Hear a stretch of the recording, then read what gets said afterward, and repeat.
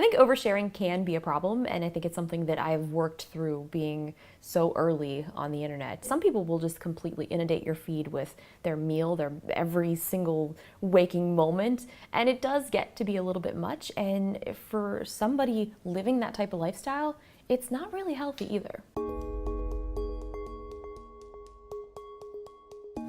Hey guys, Natasha from Forbes here.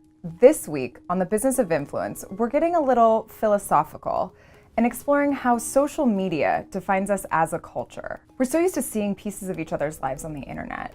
And when you're an influencer, not only does that become a part of your job, but the amount of exposure that you receive is that much greater. But why do we share on social media in the first place? And where does that desire come from?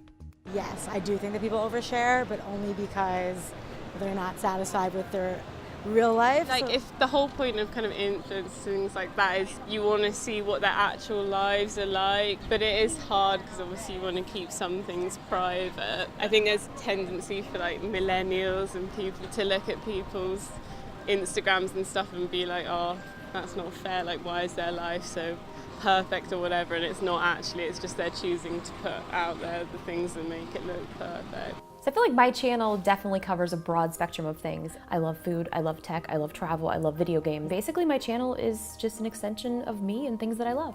I think there's a fine line between what you actually share to the public. I think a lot of misconception, people think that we share everything. I share probably 20% of my entire life, if even that. You don't have to share everything. So I think a lot of people think that we do share it all, but we don't.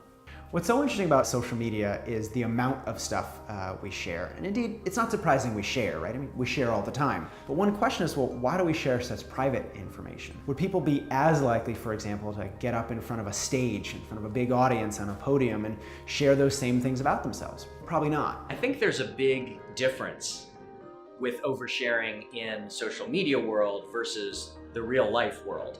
In real life, if you're right in front of a group of people, you're going to be eye to eye with those people. You're going to be thinking carefully about, is this something I want them to know? On the other hand, in the social media milieu, platforms make it very, very easy to type something very, very quickly and then press send and not really realize what it is you're doing. So I think that a lot of the tendency to overshare online is an artifact of the platform and what it feels like. Social media has been so interesting because it's just kind of a reflection of how we want to connect so badly. You are showing yourself to the world because now when you meet somebody, that's the first thing they do. They'll Google you and try and see what your Instagram is, what your Facebook is, what you're doing, even how many followers you have, and they create an idea of who you are just by your online presence. I think social media influencers probably overshare things with their fans. They want to feel more personal. They want to feel like the fans are actually getting to know them and they're showing a bit of their personality. It's actually showing who you are, being vulnerable, talking through your struggles and things like that. I think goes really a long way with the fans to connect with you.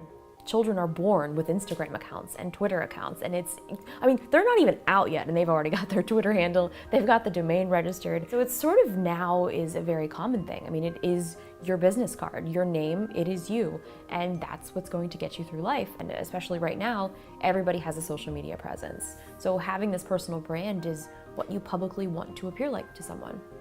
There's some really great data that shows that about 70% of Facebook messages are censored. And when I first heard this, I said, censored by the government? Who's censoring them? It's us. We're the ones censoring them. We go back and we change a comma, we change a word, we take off a period. We do exactly what we want to make ourselves seem certain ways to others. We share things that make us look good. We curate an online identity, not just to reflect who we are, but reflect who we want to be, how we want others to see us. So by always trying to curate that online self, by always trying to look good to others, sometimes we miss out on what's actually occurring around us. So why do you think that we share on social media? Tell us in the comments below, and don't forget to tune in next week for another episode of The Business of Influence.